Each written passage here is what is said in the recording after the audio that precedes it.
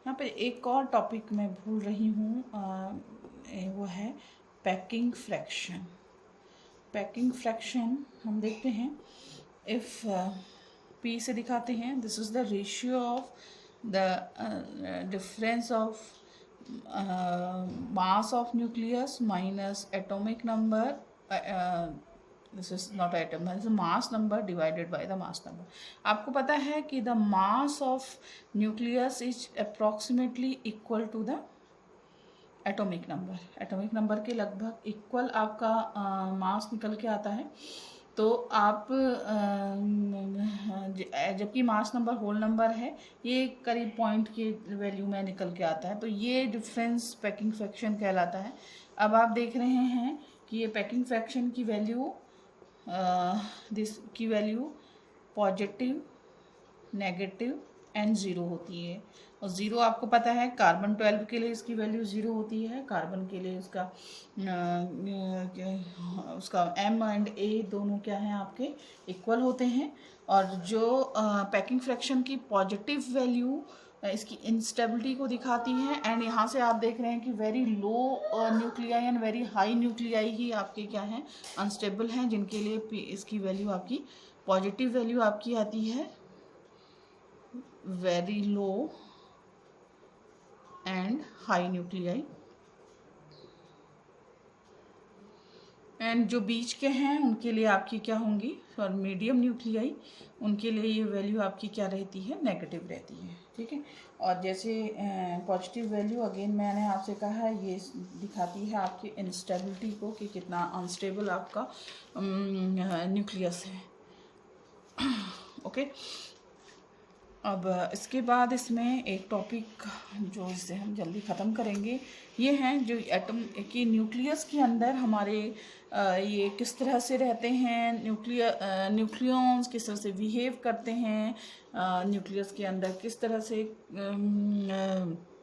इनका बिहेवियर है, इसको दिखाने के लिए हमने डिफरेंट मॉडल, न्यूक्लियर मॉडल दिए गए हैं, जिसके बेसिस पे हम लोग बता सकते हैं कि क्योंकि आपको पता है कि न्यूक्लियस के अंदर इतने छोटे एरिया पे आपका इतनी ज़्यादा पार्टिकल्स आपके एग्जिस्ट कर रहे हैं।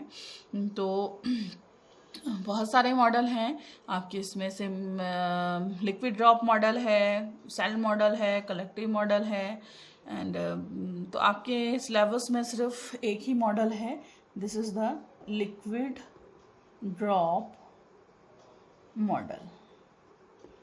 लिक्विड ड्रॉप मॉडल, जैसे कि नाम से आपका जाहिर है कि ये किस तरह से होगा, एक यानी कि आपके न्यूक्लियाई को किसकी तरह बिहेव करवा रखा है, एक लिक्विड ड्रॉप की तरह, कि लिक्विड ड्रॉप जिस तरह से बिहेव करती है उसी तरह से इसमें क्या चेंज आता है। तो लिक्विड ड्रॉप मॉडल से, लिक्विड से न्यूक्लियस को हम कंपेयर कर रहे हैं, या nucleus is compared with a liquid drop. तो इसके हम कुछ चीज़ें हम देखते हैं कि ये किस तरह से कंपैरिजन आपको चल रहा है, क्योंकि हम लोग ने देखा लिक्विड ड्रॉप, जो छोटी लिक्विड ड्रॉप होती है वो क्या होती है, स्फेरिकल, और हम न्यूक्लियस भी मान रहे हैं कि न्यूक्लियस भी आपका क्या है, आपका स्फेरिकल है। लेकिन बाद में देख रहे हैं हम कि वो उसका इलेक्ट्रिक क्वाड्रुपल मूवमेंट निकल के आ रहा है, तो वो स्फेरॉइड आ जा रहा है। बट लिक्विड ड्रॉप मॉडल तक वो सब चीज़ें नहीं थी, वो हमारे कलेक्टिव मॉडल के अंदर ज़्यादा आता है। तो हम यहाँ पे लिक्विड ड्रॉप मॉडल में जिस तरह से लिक्विड स्फेरिकल है, न्यूक्लियस भी आपका स्फेरिकल है। अगेन हम ये मानते हैं द वॉल्यूम इसका क्या है, वॉल्यूम जाहिर है क्या होगा, this is 4π/3 r³ the volume of any drop, अगर ये ड्रॉप है जिसका रेडियस r है तो उसका वॉल्यूम इतना होगा। तो यहाँ पर अभी हमने पिछली बार देखा था r = r0 a⁴ निकल के आ रहा था। तो यहाँ से आप देख रहे हैं v = कितना आ गया, 4π/3, दिस इज r0³ a। तो ये देख रहे हैं कि volume is directly proportional to area. ठीक, not area, it's a mass number, यानी कि वॉल्यूम किस पे डिपेंड कर रहा है, टोटल नंबर ऑफ न्यूक्लियॉन पे। टोटल नंबर ऑफ न्यूक्लियॉन से डिपेंड करने का मतलब है ये डिपेंड कर रहा है द डेंसिटी ऑफ न्यूक्लियस पे। ओके और लिक्विड ड्रॉप मॉडल में हम ये मानते हैं कि जैसे लिक्विड की डेंसिटी हम कांस्टेंट मानते हैं, उसी तरह से हमारे जो न्यूक्लियस के अंदर जो न्यूक्लियॉन हैं उनकी डेंसिटी क्या होगी, नियरली सेम होगी। यानी कि बाद में ये देखा गया कि न्यूक्लियस में की डेंसिटी में बहुत ज़्यादा डिफरेंट नहीं आता, बट जो ड्रॉप है लिक्विड अगर लेंगे तो उनकी डेंसिटी क्या होगी, डिफरेंट होगी, वो डिफर करेगी। यानी कि अगर एक वाटर की ड्रॉप है उसकी डेंसिटी कुछ और होगी, और एक ग्लिसरीन की ड्रॉप है उसकी डेंसिटी होगी, बट न्यूक्लियस में इतना बहुत ज़्यादा डिफरेंस नज़र नहीं आता है। उसके बाद नेक्स्ट हम देखते हैं नंबर 3, जैसे आप देखते हैं लिक्विड में सरफेस टेंशन होता है। सरफेस टेंशन आपको पता है कि जो यहाँ उसके सरफेस के जो भी मॉलिक्यूल्स होते हैं उन पे क्या होता है, इनसाइड फोर्स लगता है, क्योंकि आउटसाइड फोर्स यहाँ पे ज़ीरो है। तो सेम तरह की चीज़ यहाँ पे भी होती है कि जो सरफेस के हमारे न्यूक्लियॉन्स हैं उनमें क्या होगा कि जो फोर्स लगेगा वो कहाँ होगा, इनर साइड से होगा। तो यहाँ पे कुछ सरफेस एनर्जी इनकी क्या हो जाती है, कुछ डिक्रीज हो जाती है। नेक्स्ट वन इज़ जिस तरह से लिक्विड में हम मानते हैं कि there is a cohesive force acts between the molecules of this liquid, तो same thing is in nucleus. आपको पता है न्यूक्लियस में एक स्पेशल टाइप का फोर्स अप्लाई होता है, this force is known as the nuclear force. Nuclear force से ही ये बंधे रहते हैं। नेक्स्ट आई थिंक नंबरिंग कुछ ऊपर नीचे हुई होगी तो आप देख लीजिएगा। अब यहाँ पे बात होती है कि सपोज आपका एक ड्रॉप है और ड्रॉप पे कहीं और से एनर्जी आ गई, तो होगा क्या, यहाँ से एनर्जी आ गई तो ये ऑसिलेट करेगा, होता है, आप करके देखिएगा, ऑसिलेट करेगा। तो ऑसिलेट करने पर ये क्या हो जाएगा, 2 में ब्रेक हो जाता है, 2 में ब्रेक हो जाता है, 2 ड्रॉप्स में ब्रेक हो जाता है। तो इसी तरह से न्यूक्लियस में भी है, न्यूक्लियस में कहीं से एनर्जी आ गई तो ये भी ऑसिलेट होने लगेगा, तो ये भी अपने 2 स्मॉलर न्यूक्लियाई में क्या हो जाएगा, कन्वर्ट हो जाएगा। ठीक है। नेक्स्ट वन इज जिस तरह से हम लोग ये मानते हैं एक लिक्विड है, लिक्विड को आप क्या करें कि लिक्विड को अगर आप गर्म कर रहे हैं, आप इसे बॉईल कर रहे हैं, तो आउटसाइड ऑफ एनर्जी, तो होता क्या है कि इसके सरफेस से आपको वेपर निकलती है। तो उसी तरह से आप कह सकते हैं न्यूक्लियस में भी क्या होता है, अगर ये इन्हें एनर्जी मिल जाती है कहीं से, या हायर जो भी आपके न्यूक्लियस हैं तो वो क्या हो जाते हैं, वो भी आपका क्या करते हैं, कुछ पार्टिकल जैसे अल्फ़ा, बीटा या गामा रेज के फॉर्म में आपकी क्या करते हैं, यहाँ पे आप जैसे से कह रहे हैं कि लिक्विड में स्टीम निकलती है, उसी तरह से यहाँ भी पार्टिकल्स निकलते हैं। तो ये दोनों का कंपैरिजन है liquid drop model and liquid drop का। तो आप देख रहे हैं कि बहुत सारी चीज़ें इनकी क्या आ रही हैं, लगभग सेम आ रही हैं। तो इसी पे बेस्ड होगी, लिक्विड ड्रॉप मॉडल पे बेस्ड इन्होंने एक फॉर्मूला दिया है। This formula is known as the semi empirical formula. यही चीज़ें हैं जिसे हम लेके चल रहे हैं, semi empirical mass formula. Okay, mass हमने छोड़ दिया, सेमी एम्पिरिकल मास फार्मूला यहाँ पे हम लोग देखेंगे। सेमी एम्पिरिकल मास फार्मूला में अगेन हमने आपसे बात करी है कि इसमें हम लोग क्या करते हैं कि जो इन सब वजह से जो भी हम रीजन बता रहे हैं कि जो बाइंडिंग एनर्जी है वो डिक्रीज होती है, this is MP plus this is MMN² और प्लस जो माइनस इसमें हो जाएगी जो भी बाइंडिंग एनर्जी हम लोग ले रहे हैं, binding energy semi empirical mass formula के रिस्पेक्ट में अगर हम इसको BA से दिखा दें तो ये आप दिखाते हैं। तो ये जो बाइंडिंग एनर्जी है इसके डिफरेंट टर्म्स हैं, डिफरेंट टर्म्स में हम इसको डिफाइन कर सकते हैं। जैसे आप थोड़ा डिटेल में हम वॉल्यूम बाइंडिंग एनर्जी फर्स्ट है, जैसे कि अभी मैं पहले भी दिखा दी हूँ, न्यूक्लियन एंड प्रोटॉन बहुत शॉर्ट डिफरेंस पे रहते हैं, और उन पे एक short range force, attractive force work करता है। This force is known as the nuclear force. This is a short range force.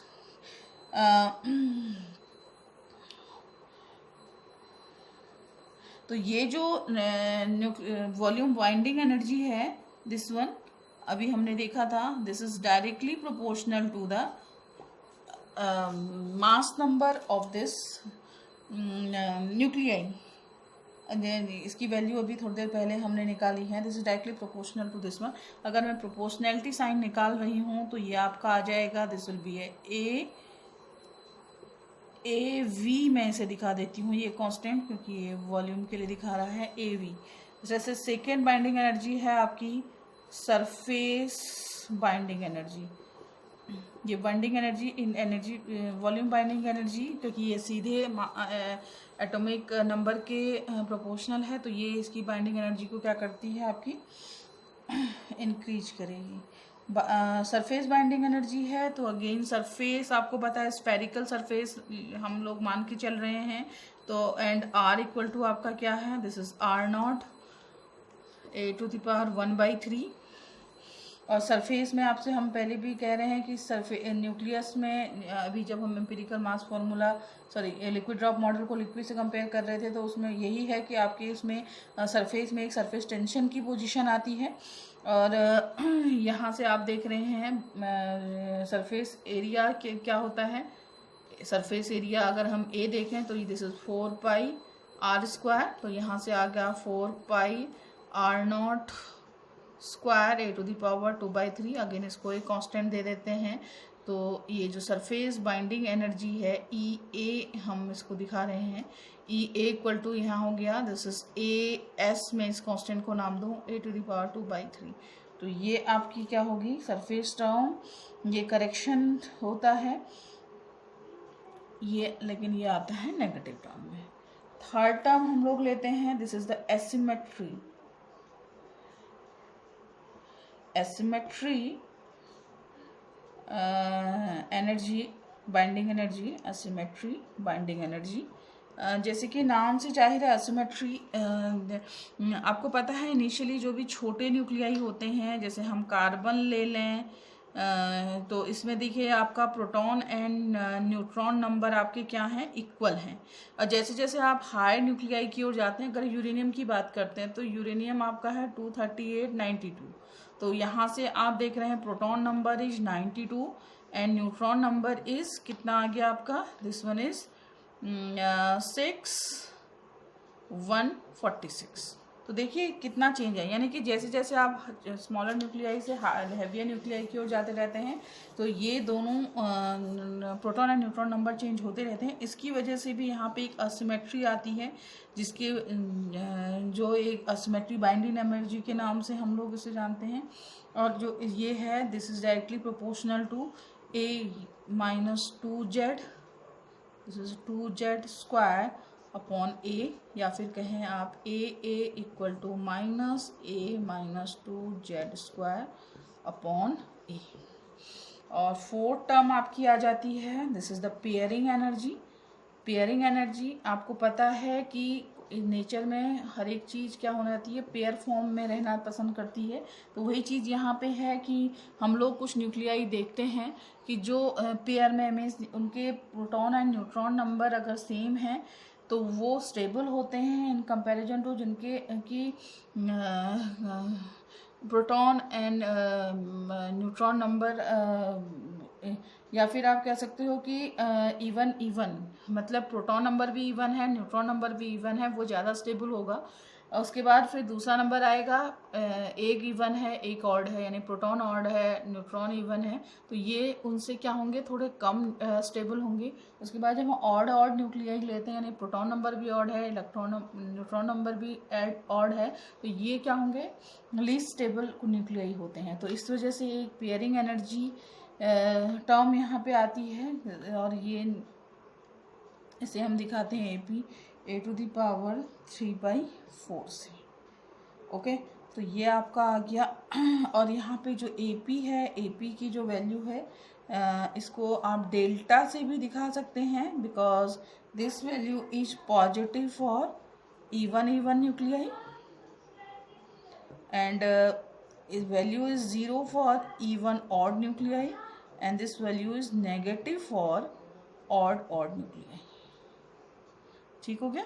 तो एक ये है, और एक बड़ी टर्म जो हम देख रहे हैं, जिसको हम जानते हैं कि कोई भी 2 चार्ज पार्टिकल हैं तो उनके बीच में कौन सा फोर्स लगेगा, आई थिंक 5 था ये, तो उनके बीच में कूलम फोर्स लगेगा। तो यहाँ पे कूलम बाइंडिंग एनर्जी है, कूलम बाइंडिंग एनर्जी आप देख रहे हैं, क्योंकि न्यूट्रॉन तो आपका चार्जलेस पार्टिकल है, प्रोटॉन आपका पॉजिटिव चार्ज है, तो कूलम के अकॉर्डिंग क्या होना चाहिए कि दोनों के बीच में रिपल्सिव फोर्स लगना चाहिए।